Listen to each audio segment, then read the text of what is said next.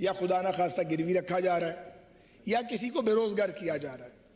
ये बात मैं रिपीटेडली कहता रहा हूँ और अब भी जिम्मेदारी से ईवान के फ्लोर पे ये स्टेटमेंट दे रहा हूँ कि इस्लामाबाद एयरपोर्ट जिसे आउटसोर्स करना चाहती है गवर्नमेंट और उस रास्ते पे हम चल रहे हैं, उसके नतीजे में कोई मुलाजम बेरोजगार नहीं होगा।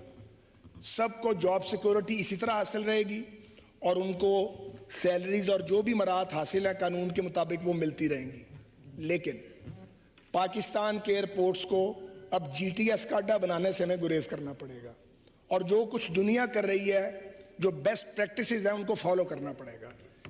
इसलिए अगर कोई दबाव डालेगा, कोई प्रेशराइज करेगा, तो रियासत को वो प्रेशर बिल्कुल नहीं लेना, क्योंकि हम सिंक कर रहे हैं, हमारे अदारे सिंक कर रहे हैं। उसकी वजह क्या है? उसकी वजह है डर्टी पॉलिटिक्स, हर वक्त की सियासतबाजी, अपने लोगों को लोड करना, जहां 10 लोगों की जरूरत है वहां 50 लोगों को भर दिया हुआ है।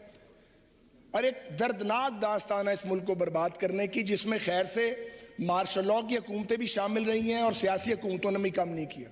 मैं उस तफसील में नहीं जाना चाहता, वक्त नहीं है। इस्लामाबाद का एयरपोर्ट इंशाल्लाह 15 साल के लिए आउटसोर्स होगा।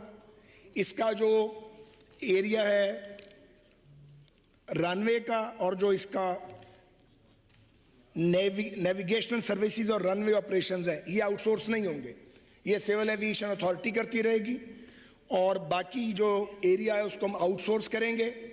IFC इंटरनेशनल फाइनेंस कॉरपोरेशन जो वर्ल्ड बैंक की ऑफशूट है, वो हमारी कंसल्टेंट है।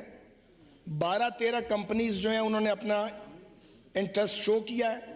कंपेटिटिव बिडिंग होगी, पेपरा लॉ को पूरी तरह फॉलो किया जा रहा है और PPP अथॉरिटी यानी प्राइवेट पब्लिक पार्टनरशिप अथॉरिटी जो है उसके रूल और रेगुलेशन के तहत हम आगे बढ़ रहे हैं।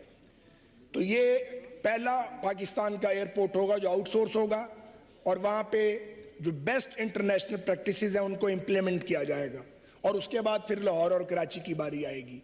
तो ये वो काम है जो पूरी दुनिया कर चुकी है। हमने फैसला करना है कि हमने स्टोन एज में रहना है या आगे जाना है।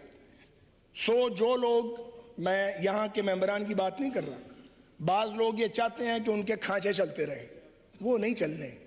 अगर बाज लोगों के खांचे चलते रहे फिर मुल्क नहीं चलना। जनाब स्पीकर, ये वक्त आ चुका है कि तलख और सच्चे और दुरुस्त फैसले किए जाएं। इसी तरह PIA है, 1 मिनट में मैंने पूरा जोर लगाया, मैं प्रो प्राइवेटाइजेशन नहीं हूं, ये बात मेरे सारे ऑनरेबल कलीग्स को पता है, लेकिन मुझ जैसे आदमी को भी समझ आ गई है कि PIA जिसका इस साल 80 अरब का खसारा है, अगर ये इस हाल में पड़ी रही 20-30 में 259 अरब का खसारा होगा। अफोर्ड करता पाकिस्तान? नहीं करता। तो फिर क्या करना पड़ेगा? जो किया है साउथ अफ्रीकन एयरलाइन ने, जो एयर इंडिया ने किया, 450 नए जहाजों का ऑर्डर दिया है टाटा ने एयर इंडिया के लिए। रियासत नहीं चला सकती। रियासत ये करे कि वो इंश्योर करे कि PIA का कोई मुलाजिम बेरोजगार ना हो, किसी को निकाला ना जाए। एक PIA की होल्डिंग कंपनी बनेगी, उसमें लाइबिलिटीज 742 अरब रुपए का कर्जा है, वो जाएगा, प्रॉपर्टीज जाएंगी, सारी जो स्ट्रेंथ है उसमें जाएगी। ये PIA क्लियर होगी, बिल्कुल क्लीन होगी। फिर आपको इसके कुछ शेयर्स को ऑफलोड करना है। इसमें कई अरब डॉलर की इन्वेस्टमेंट चाहिए। आपके 27-28 जहाज ऑपरेशनल है और आप मुकाबला नहीं कर सकते गल्फ की ताकतवर एयरलाइंस का, बिल्कुल नहीं कर सकते। और अगर आपने PIA को रिस्ट्रक्चर नहीं किया, 1-1.5 साल के अंदर शट डाउन हो सकती है। मैं आपको अर्ज कर रहा हूं, ये मैं स्टेटमेंट जिम्मेदारी से दे रहा हूं। हम इस रास्ते पे डाल के जाएंगे। आने वाली हुकूमत जो है वो इसको मुकम्मल करेगी।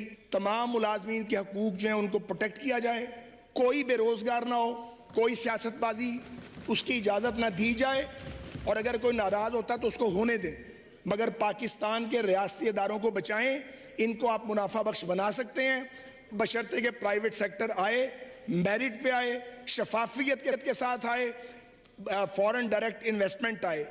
PIA के रूट्स कीमती हैं, इन रूट्स का इस्तेमाल ही नहीं, हम जा ही नहीं रहे। और जो कल तारीखी काम हुआ है, जो लेजिस्लेशन जनाब स्पीकर आपकी क़यादत में हुई है, मैं आपका और उन तमाम मौजूद मेंबरान का जो रात 10:30 बजे तक यहाँ बैठे रहे शुक्रगुजार हूँ। ये एक आखिरी रुकावट थी PIA की फ्लाइट्स के रिज्यूम करने में 70 अरब का चूना लगा हर साल गुलाम सरवर खान साहब के अहमकाना और जाहिलाना बयान की वजह से।